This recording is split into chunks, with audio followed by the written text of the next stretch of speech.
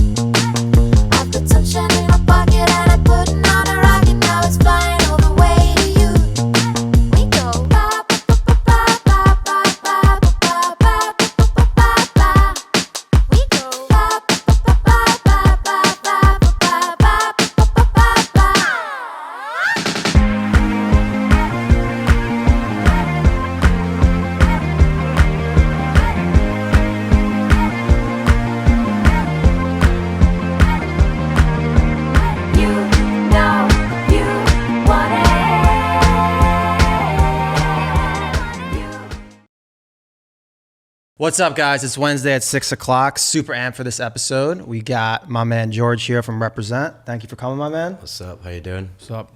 And to start off this episode, let's get right to it. This is the only denim that I wear. For all the people that always say, all I do is wear black denim, it's all Represent, 3 years. Basically, I have a deal with you without having a deal with you. Thank you so much. Yeah, I didn't even know until I met you. There you go. Best, if you're in between a size 32 and 33 waist, I highly recommend a size 32 Represent denim. Best in the game. So It's the only thing me and Mark actually agree with is the denim.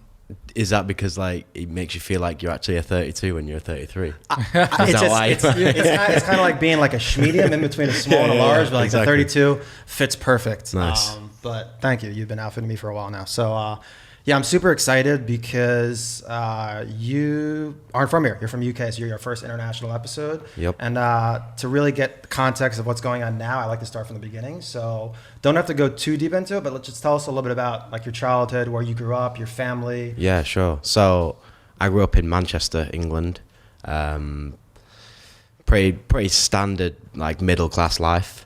My dad was actually, he used to sell minibuses, so he used to take me to work and I'd have to like clean buses and stuff. And as a creative person, that was like a problem in my life. Like school buses type? Yeah, like school buses. Oh, wow. So he'd like buy them from auctions, sell them on to schools, right? Interesting. So him and his dad grew up in that like, what should I say, vehicle trade, and I literally hated it as a kid. And he'd take me there on Wednesdays and Saturdays, and I'd have to like clean the buses and all that.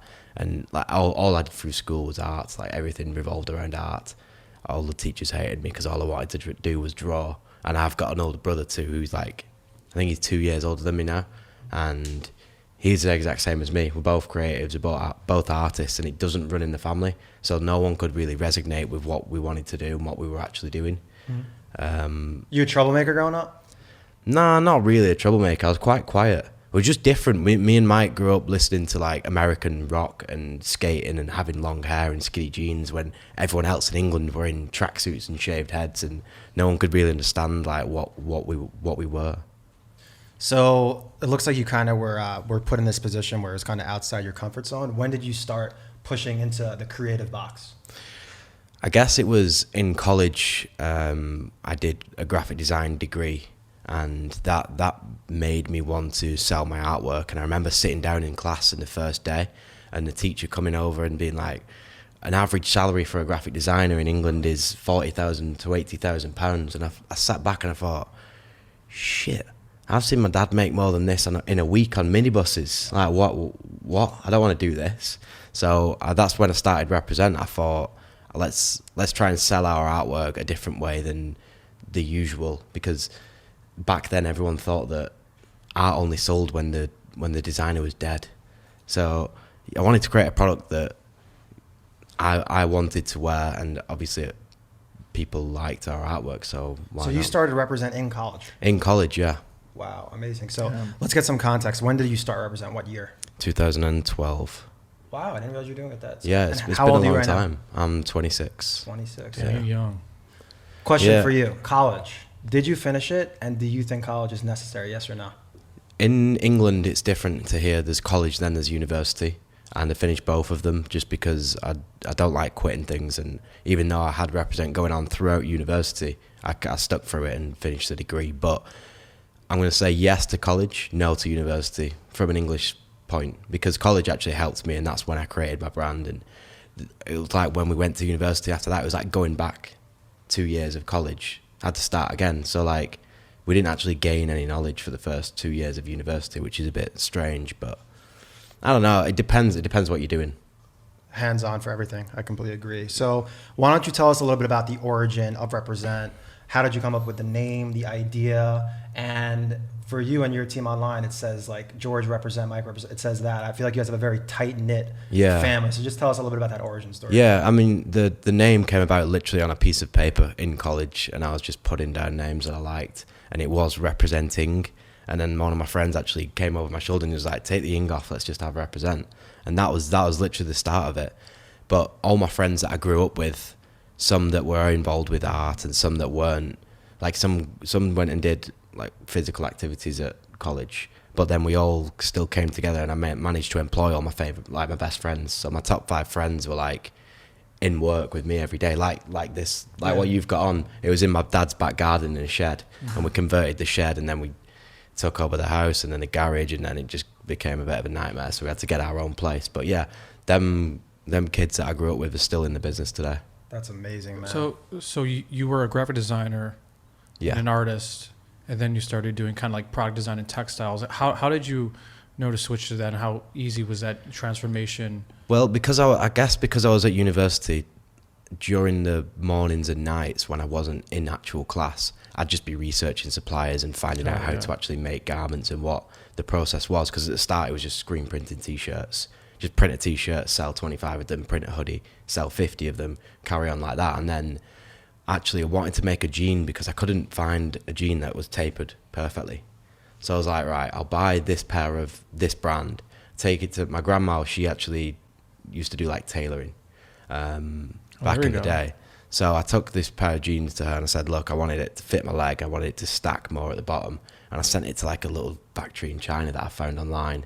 And the sample came back. And I actually remember being sat at the petrol station waiting to get my fuel. And my DHL driver drove past and said, oh, I've got a package for you here actually from China, which is strange. And I was like, oh, put it in my car, Got home, tried them on, and I was like, shit, this is it. This is the first custom product that we'd done. And back then I was like 19 years old, so I didn't really know anything about making patterns and actually creating garments. And them jeans came back and they fit me perfect, and everyone loved them, and that was the start of the actual growth of the brand. I remember the first time that I went into a factory and I was actually curious how to make all this stuff. Yeah. How fucking mind-blowing is it when you see that it's just them cutting out and the cardboard? Oh, it's unbelievable. It's literally the most mind-blowing process of all time. I highly recommend for anybody that has any interest in fashion to go to a factory and just walk through how to make things. Yeah. You have a lot more control over things than people. You can make anything you want. You can make anything you want, and it takes a long time to get there when you don't actually know how to do it. And it's crazy that the process is so long. Like, car companies are releasing cars sooner than high fashion brands are releasing collections of clothes. It doesn't make sense. Like, the actual time taken to make something is a long process, even though it's so simple. So, it takes, a curious self-starter to go and figure this out on their own. That's what I define as an entrepreneur, somebody that can just figure shit out. Yeah. You clearly have been an entrepreneur since at a young age. It's also someone that educates themselves, for me. Yeah, it is. So like, you're definitely someone that's into learning and reading and educating yourself. What's your process with that? Are you a reader? Do you watch stuff? I'm not a reader at all. I really can't concentrate on reading. I can't really concentrate on much. Again, TV, I never even watched TV growing up. I don't even have a television in my bedroom. I'm just one of those people that like to see things and go and learn it myself. Quite secluded where we are and where we was. So you're just in the factory, you're learning everything in the factory? Yeah, just learning as it comes at you. And I never had any like mentors or anything like that to teach us what to do. It was just go in there and try it yourself and hope for the best and fail and try again and fail and then succeed. All right, failures. Now, since we're on that, touch point, obviously production. I mean, God, I was in production with Milan, so there was a lot of times where I would make something and that, it would take another 3 months to get another sample back. Yeah. Because, I was half of it, like a very small amount off on something where it just didn't work. Talk about, your first sample. Oh man, the process of getting the first sample to then the final product where you're shooting sample sets and then actually getting, stuff in retail. I mean, it's a year process really. And I remember like back five years ago, say, I was sending things off to factories, me not knowing myself how to cut patterns. So I'd be trying to like pay people to do some patterns and make a size set and send this off to a factory in India and wait 3 months for these samples to come back and then just be complete nightmares.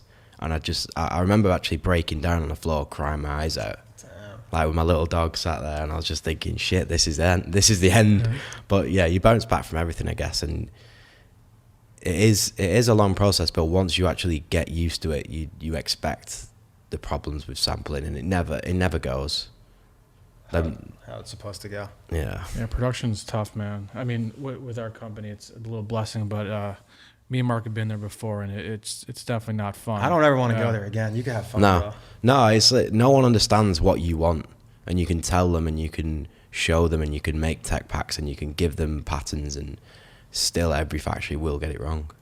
Are you guys, I think fashion has shifted from, it was very seasonal and preparing for shows and such. Yeah. I feel like we've shifted a little bit more towards quick strikes. Are you guys still working on a seasonal, a year in advance? Or are you going and finding something and being like, I love this, I got to make it? So are you going more off the cuff or are you preparing? I do both. We do the seasons for our wholesale accounts. So we'll have 2 seasons that'll go into all the stores each year because it's really hard to do strict quick strikes and give them stores them orders of that product because they have budgeting and they have to come and see the showroom 6 months in advance. So we do both. This means he's in good stores that you have to do that. yeah, it's good. It's good stores. It's having the presence in the stores, which is the main thing for that. But we also then do the quick strike stuff just for our online because that's like 50-60% of our business. There you go. So you guys have been around for 7 years, and I think that you guys are kind of sitting in that street meets high fashion lane, which exactly. People have come and gone. Let's be. We've seen people go up, and then they take the purchase order with one of those mid-tier stores, and then boom, they go down. Yeah, you guys have weathered the storm, which is super impressive. So let's kind of talk about that whole trajectory with the brands. I'm pretty sure that I found out about you from my good friend Luis, who's a big sales guy into fashion.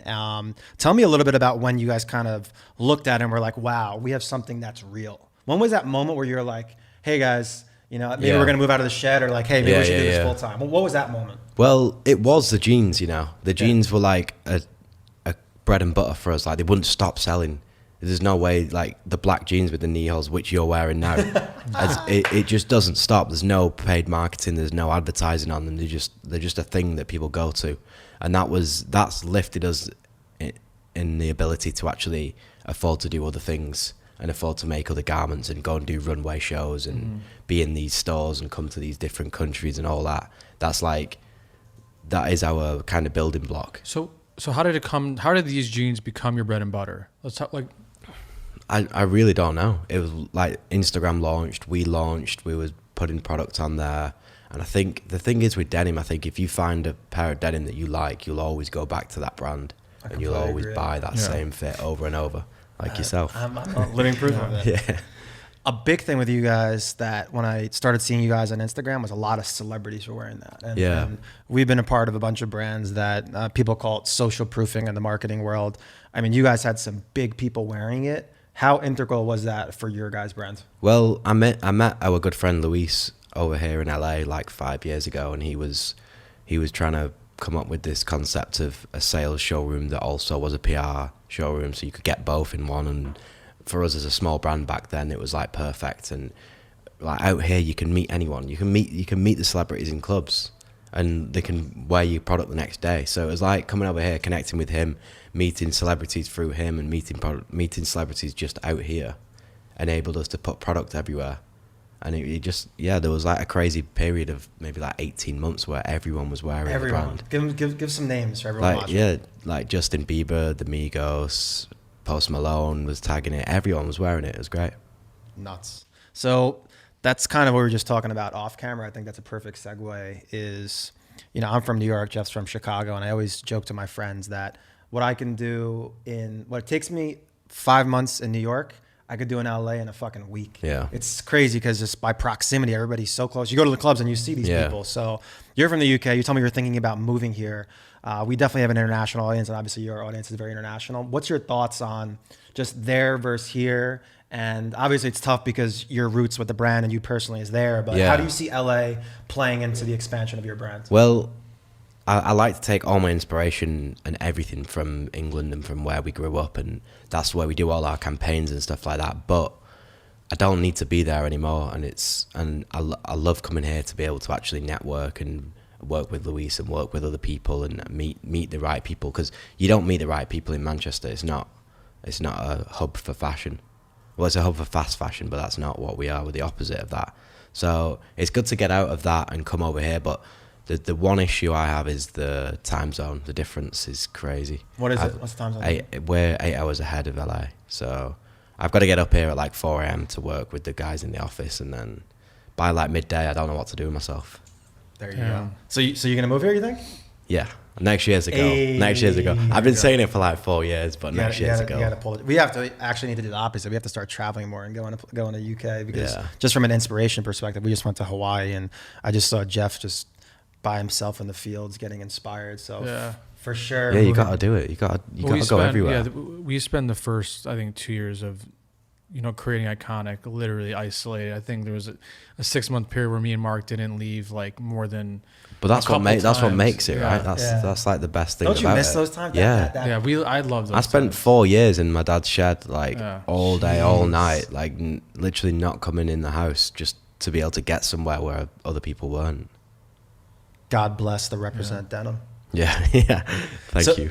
So talking about kind of hitting these different markets, another thing that I've seen from you guys that I found interesting was, you know, in that street meets fashion market, I think staying in that fashion lane and staying elevated has been huge for you guys to basically stay relevant. You guys have kept a premium high-end feel. And I know you going to, you know, Paris Fashion Week and New York Fashion Week was probably huge for you guys. Tell us a little bit about that definitely. Strategy. I mean, we started doing runway shows in New York and then Milan just because we wanted to be kind of known as a high-end brand, even though we're slightly lower priced. We are the same quality. We use the same factories as Dior and Chanel and Prada, but we have an accessible price point, which is a great like USP for us. But I wanted to just really put ourselves on the fashion map by being able to say we can also do runways. We can also be at these fashion weeks, and we're not going anywhere. We're not just an online brand. For the people out there watching that are young, up and coming fashion people, what is that process like to get in a show like that? Oh, it's to even get accepted by the actual calendars of the fashion weeks is like really hard, and then actually putting on a show is, again, it's a huge production and a lot of work for a 5-minute job. I know, it's crazy. Sometimes they're like 1-minute jobs. It's mine. I spend like $1 million for 1 fucking minute. It's crazy. So let's go step by step there. So to get into those shows, what do you need? Like a PR agent to get in? Yeah, you need a PR agent, and each fashion week has its own kind of it's its own company. Like so its own council. Exactly. Yeah, you got to pitch to them. Yeah, they've got to accept you.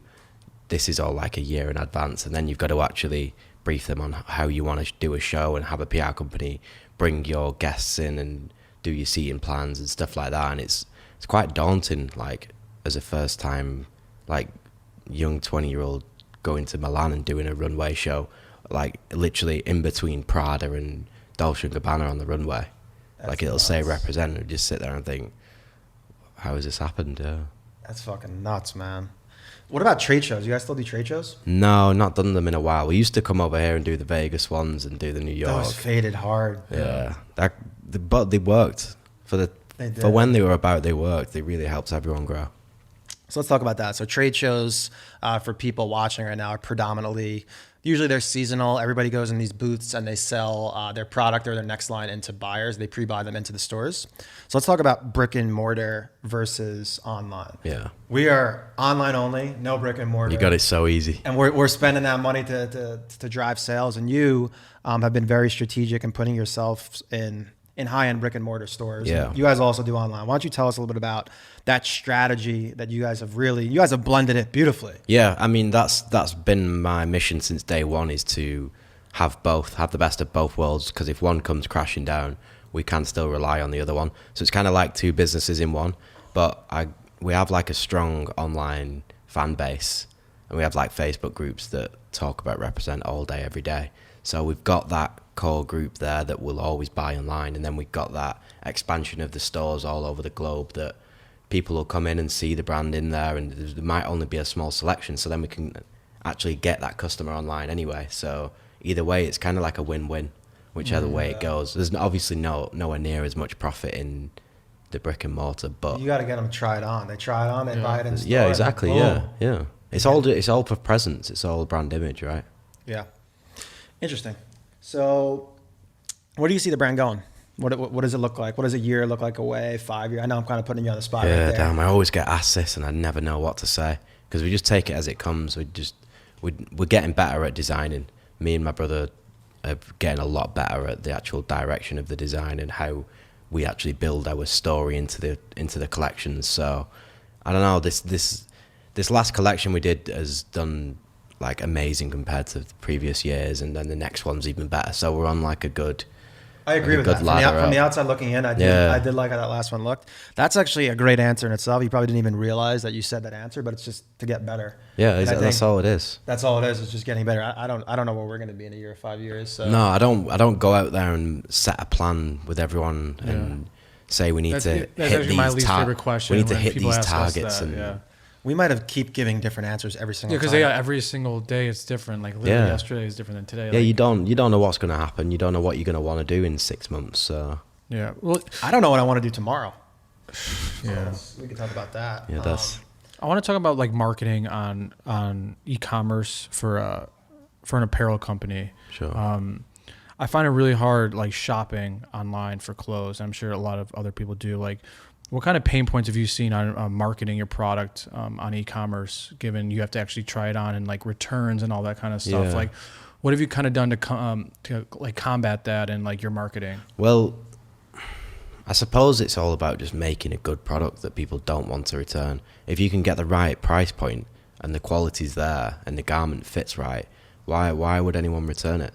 We like literally offer free returns worldwide and express shipping, and our return rate is really low, and it's just because the garment, like, we don't sell lies. So if someone's going to buy the product, they're going to keep it because it's great. And I think that's our number one like sales tool. Yeah, I mean, for me, like literally, I don't think I bought anything from your website, but you guys do have the most comfortable denim by far.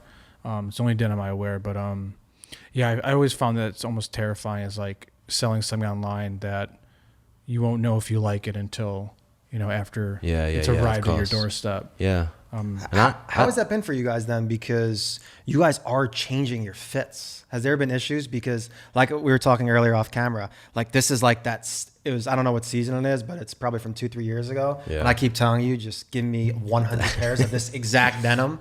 And like you guys keep iterating and evolving. I'm like, I want the same pair of denim. So how has that been for you guys, just changing things? Is that just because you want to evolve? Yeah, it's partly evolving, and it's moving factories, and like old factories not being able to cope with production, or actual denim factories not being able to make the stock in time. So having to use a different quality of denim completely changes the fit. So it's hard to get it right every time, but we try and get it there enough. All right, we're going to put you on the spot now. Some quick fires. One brand besides Represent that you love. Haider Ackerman. What is it called? Haider Ackerman is a designer. Oh, you're talking about acronym. No, Haider Ackerman. Oh, Haider Ackerman. This hoodie is his brand. Those are the super wide, oversized ones, right? Yeah. And why do you like it? I just love the fits that he makes. It's like I love like that oversized fit and the quality of his cottons and stuff. It's just great. Interesting. Failures. Let's talk about failures. So Ours are bad. We got some bad ones. Go on. Tell us a few. I mean, I was $31,000 in credit card debt. That was a pretty Shit. fucking tough time. For those watching, our advertising account on Facebook's been down the last couple of days. It's been burning my soul right now. I probably shouldn't put that out there, but yeah, I mean, it's the life of an entrepreneur. Jeff can share whatever he wants to share. Your deepest moment of shit. Oh, moment of shit. I mean, having no money obviously is huge. A lot of family, a lot of my life was, obviously turned upside down and kind of back against the wall. And actually, Mark gave me my first opportunity to make any money. Hey. So that was tough. But yeah, I mean, I've done every graphic design job. I grew up an artist as well, and did private art class my whole life. So I kind of had this almost pressure to like know what I wanted to be. Yeah. And knowing that, there was always a stigma with artists, obviously, starving artists my whole life. And yeah, exactly. not knowing if I'm going to make any money. But yeah, it was tough. I obviously resonate with your story, but my parents were actually into art. So it was a little different. They were pushing me heavily into art. Oh, really? Instead of right. Instead of your situation. So I mean, my parents didn't have a clue what we were even doing. They didn't understand anything that we did. Do they understand now what's going on? Yeah, they do now. It took them quite a few years. Revenue gang. Yeah. Dollars. There we go. It took them a few years. Like, my dad would sit there and be like, how the fuck are you making this much money on a website and not having to do any work? I was like, it's just how it is now, isn't it? It's wild, man. My dad worked on Wall Street, no risk, same job for 30 years. Yeah. This is like zero entrepreneurial spirit. And it's just like, I mean, your dad's washing buses and then you're over here in Milan doing, I mean, it must be fucking Yeah. I made them come to all the shows. So they'd be like, yeah, that was all right. Don't understand it. So don't try and duck it, bro. The failures. Give us the failure, bro. All the great ones were in a fucking shitty place. Tell us a shitty place you were in. Damn. I mean, I've had some dark moments, especially in the brand. Like when everything just fucks up and people leave and production doesn't come or a factory lies to you, and like you go through that shit every week though. It becomes a norm. Like as it would be a huge failure for someone starting off, it becomes so regular that it's actually just not a failure anymore. So I don't really know about big failures. I mean, I've failed with girls before. That's been a bad one. Let's talk about like obviously buying into stock. Like there's got to be a big failure of you. Yeah, I've got believing into a SKU that you thought would do really well. Yeah, I mean, I've even got stock names wrong, and I'd order 500 in red rather than 500 in black, and then 50 in black rather than red. And yeah, that's a problem, but it's not a problem that's going to drive your business into the ground or make you go bankrupt. To make sure that we always keep ourselves at a level where that can't really happen. All those micro failures. I mean, as long as they're not fatal, then you're good. There's nothing that's like absolutely heartbreaking that's happened to me in business at all. My team thinks I'm fucking psycho because when shit's like bad and I'm in like these weird spots, I like get excited. Really? I get excited when we're winning and we're doing a shitty job because I know that we're getting better every single day. And that's what it's all about. And we're going to tip over soon and it's going to be a fucking crazy moment. And like, those are the real bosses, the ones that just don't let the mini failures get to them. I mean, I used to get really angry at stuff years ago, back when it was like on the edge of the line. But I suppose as you grow up and you get older and you realize like how everything works, that you just got to go with the flow. Same thing with us, man. In the beginning, I used to get this very guy's mad. Well, I mean, you're an artist. Fucking Debbie Downer, emotional little bitch over here. Yeah, but that's what artists are. Mark doesn't Artists are understand emotional. artists' point of view. Like we actually pour no our soul. No emotion.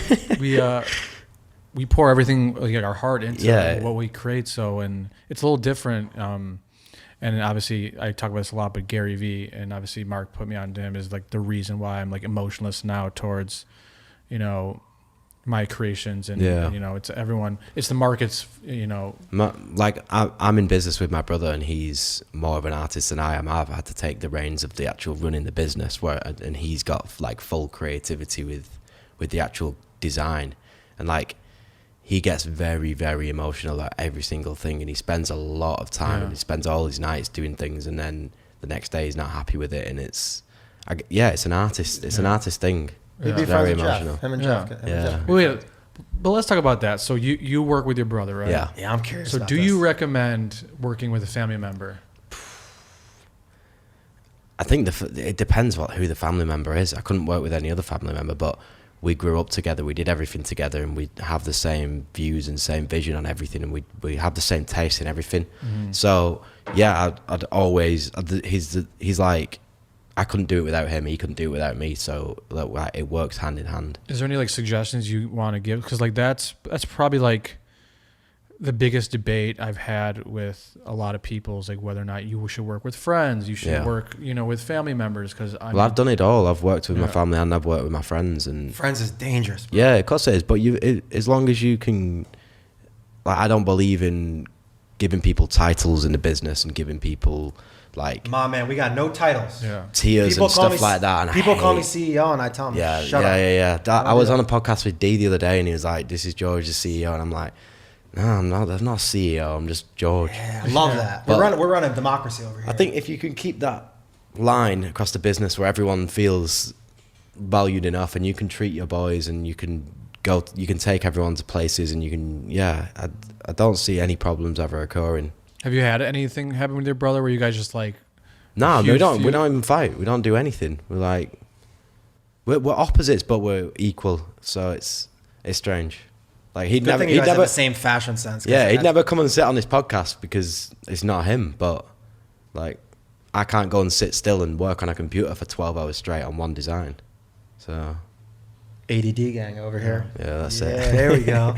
So for me, when I look at entrepreneurs and when I look at any humans in general, I respect at a great level people that are in good shape.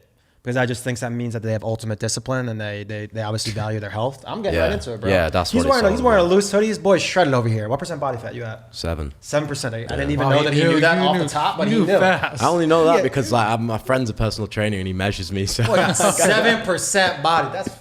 That's low, bro. yeah. I mean, I've only been able to like get down this year because I've just focused on my health a lot more, my fitness a lot more, started running a lot. But that plays such a big part of an entrepreneur's life. Definitely, like, health is number one thing. Tell us about your whole entire racket, your whole entire system. I'm very curious about your regimen, eating. Yeah. I mean, gym. Tell us the whole system. Right? I wake up at 5:25 every morning. I make sure I'm in the gym by 6. I get my cardio done. Come home, I eat, shower, get ready for work. I'm in work first. I'm always opening up because I like to show the boys that I'm there first and I'll leave last. And Ooh, we're gonna get to that piece next. Yeah. I'm there at 8 and I'll leave at 7 p.m. and then I'll make sure I take my brother to the gym, make sure he gets the fitness in, and make sure we eat well all day, all night. Like, it's kind of like it's just a thing that I'd love all the people in my work to come and do it, and like maybe we make a boot camp in the near future where everyone stays healthy, because I can see who's healthy and who's not, even if they don't look like they're not in shape. Like, you can see it in people's eyes, and you can see the way people work. And Yeah, energy too. to Energy me, is yeah, a huge indicator. like, it's so important to have that discipline with yourself. Definitely in business as well. How long have you been in this mode where you're really focusing on health and gym? Well, I've been going to the gym for like 7 years, and I've been trying to eat well for like 7 years, but only in the past 12 months have I made Made a focus. yeah, like, and I saw Andy Fritzella on your board, and Yeah. he's like one of the main reasons that I go as hard as I can, because like a lot of people, they try to slow you down and they try to tell you that like when you get to this stage then you can have a break and whatever, and Well, yeah, like it's- you're doing well already, so don't worry about this. But then you've got people like him that'll literally tell you to get the fuck up and do it and do not stop, whatever the weather. So That's a great follow. Andy Frisella, 75 hard, went from, I don't even know, 300. so I did 75 hard just before I came here. Wow. So Yeah. let's jump into that, you fucking psycho. Yeah. I didn't like it that there was the outside cardio, which I got to talk to him about that. The outside cardio. That's and good, though. And you can't listen to podcasts on audio. You have to like read. gotta the read, book. yeah. So tell him about the whole entire 75 hard. Well, what that to be product honest, it's consists of. good because he doesn't actually put like a specific diet plan on there, so you can kind of work it to yourself and make sure you actually get them calories in to be able to burn that energy on them workouts. And he also doesn't say what the workouts have to be. Like, I know that he just goes for walks, so he's always on his story going for walks. Like, to me, that's not really a workout, but he classes it as a workout, whatever. So you went 75 days in a row going to the gym. Yeah. No drinking, no smoking, no nothing. Just hitting it hard, going to the gym twice a day. After like 2 weeks, it just becomes a thing. Yeah. Like that alarm goes at 5:25. You're already up. Yeah. You're already fucking ready for it. You're already like, yeah, let's fucking go. That's actually good because like entrepreneurship, like for the first year of the business, you sacrifice a lot, right? You sacrifice your time And your health. like your health. Yeah. In the first, I'm just trying to think. I think me and Mark were kind of all right about it, but in San Diego, me and Mark were literally eating nothing. We allowed no bread in our apartment. We were just eating turkey and almonds and stuff. Yeah. We're really, you've been like real good lately. The last like 9 months, you've been mad good. Yeah, but like the first year is tough because I mean, you're sacrificing everything, and it's like the last thing in your mind, right? Yeah, It's like I think I don't think health. you should go too hard with your health when you're starting a business and when you're actually doing that like first grind. You gotta just let yourself kind of go a bit. Like, I remember I was sat in that shed in my back garden, and my friends had FaceTime me on the computer, and they'd be in like Bali and like Australia and stuff, You have a full doing beard. gap years and all that shit, and they'd be like, "What are you doing?" I'd be like, "Fucking working, man." I'm like, "Why are you working?" I'm like, "'Cause I need to get somewhere that you're not going to get to, and it's going to be too late for you guys when you come back and you do all this stuff." And yeah, I didn't focus on my health back then, but when you get the time and you actually bring that time back up from your work, then you can go and put it into your mental health and your physical health, definitely. All facts. Yeah. Let's talk about some advice. So why don't you tell us the best piece of advice you've gotten and the best piece of advice you would give to everybody watching? My best piece of advice I've gotten and I'll give is from my dad. When I first started up, he always told me to like keep up the pace, but don't employ too many people. Don't increase your overheads too much. That's why he gave me the shed in the back garden. He was like, you need to build up your bank balance before you go and start getting too big for your boots, as you say. So that's my advice. I love that. Do as man. much as you can yourself before you bring on other people. It's so funny you say that. Ironically enough, he actually just sold his company. But I remember like 4 or 5 months ago, I hadn't spoke to one of my buddies in a while, and we get on the phone, and the first thing he says to me, he goes, "Yeah, we got 160 employees now." And I'm saying in the back of my head, man. I'm like, that sounds fucking terrible, Yeah, bro. yeah. I got a team of 7 people here that I all consider family. They're people that I when they walk into the office, it actually makes me a happier Yeah, human. yeah, of like, course. And That's for what me, it's I don't all want to about. bring in one more person No, if I don't 'cause have to. You've got a family, right? This is your business family, and if you expand that too much, then it's going to become a work environment rather than a family environment. And I see even people put it in the bios, like, I've got 700 staff. Like, what? Sounds terrible. Who You might as well wants say that? you're featured on Forbes and Entrepreneur and Yeah. all the cars that you have. Maybe your social security, maybe a bank account screenshot. That sounds absolutely fucking terrible. It's gotten me thinking, like, I've always been an ambitious guy, and you know, I had like this big number in my head that I wanted to get there. But like, I haven't become less ambitious, but I'm thinking now, like, where do I see this company getting to this many team members, and then me being able to stretch that out to the highest amount of revenue Yeah. with those team members. That's what it's about. That's all It's not about like the constant growth that's going to increase all these people coming into the company, and then something happens and it shuts down, like a lot of companies do. And like, even when we'd be going on like a fashion calendar, they'd be like, "How many employees have you got?" Like, why does that matter? Yeah. Like, I might have 10 employees, but I'm doing 5 times revenue what they're doing with 100 employees. So why are you asking that question? I really don't get it. But No. that's all. It's like a bragging right, I guess, for some people. Would you ever hire somebody that you didn't like, but you knew they were right for the job? Definitely, yeah. You would. You'd hire someone you didn't Ooh, like, good. but Yeah. you knew that they were needed for the team. I can't do If that. they're needed, yeah. But what do you mean by don't like? I can't. I used to be able to do business with people that I needed to do business with, even if I didn't like them or respect them. But we've gotten I into don't know if it's not like them. Like, you're obviously not going to hire someone you hate, right? I think you mean that maybe you wouldn't be friends with, is you guys don't have a lot in common. No, I'm talking about people, like there's people that we've had enough success now that I won't make a deal with the devil. Like Yeah. if someone has done something to me or crossed me or I don't respect them, But you couldn't pay me any amount of money to do any deal with them now because of my internal morals. Yeah, but that's an employee. That's, you know, that's, I'm an employee or in business. So you would hire someone? You savage. It depends if I knew that they were going to get me to what I needed out of them. So yeah, it's kind of like Ambitious. Steve Jobs, like in the movie Jobs, he obviously didn't get along with anyone in the office, so they isolated him, and he did well. So like, there's some ways around that, but when you have like literally a tight knit family like we do, like obviously that's really important. Yeah, like, you couldn't it really depends on the environment as well, because this is like a very small environment. You kind of have to jive and mesh. But yeah, you're bringing people into your home, Yeah. so it's Yeah. different. Actual home right now. We actually live where we work, guys. Yeah. My desk is 6 feet away from my actual bed. I don't know. It's too much. Who do you look up to? Who do you idolize? Ooh, damn, you. We're fast friends, man. That's made a great first impression on you. Who do I idolize? I don't know. I don't really think about it. I don't really look up to people. I just like get on with my own stuff and want to be at certain levels myself. So that's a tough question. Yeah. even anyone like in a different industry, because like for me, I don't really look up to any artists, but I look up to different people in different industries because of certain of course. attributes they well, have. Right? Well, I'll tell you what. Then Andy, because he taught me how to Yeah. be disciplined and how There we to go. actually motivate yourself. And you know. I want to make that plug for you. You're gonna meet Andy. He has. You want to talk about ambition? Yeah, it's crazy. That guy is fucking psycho. He's a guy that I look up to.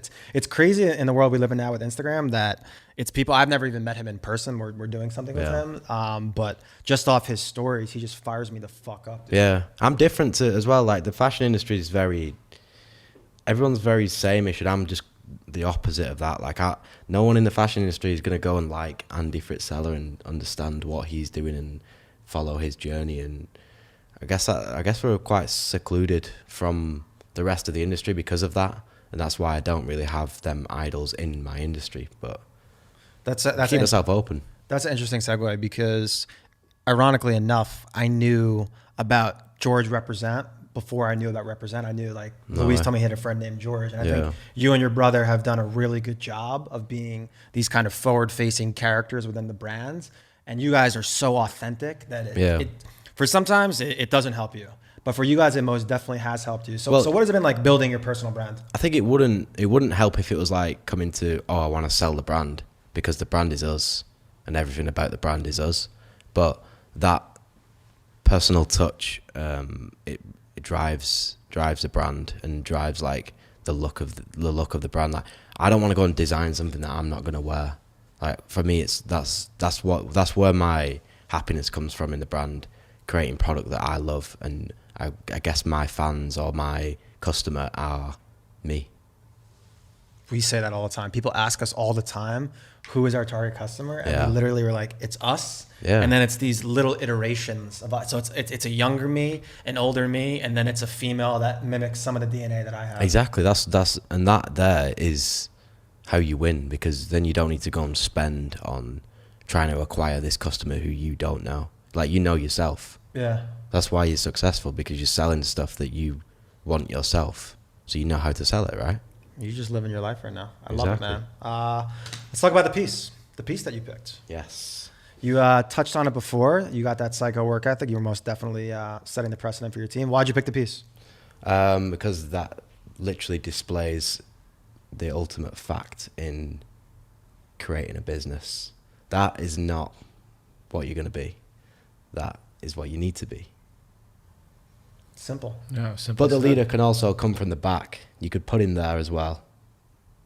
The leader of a wolf pack always sits at the back, but pushes everyone forward. Interesting. This is going up in the Represent HQ. Wait for it. Amazing.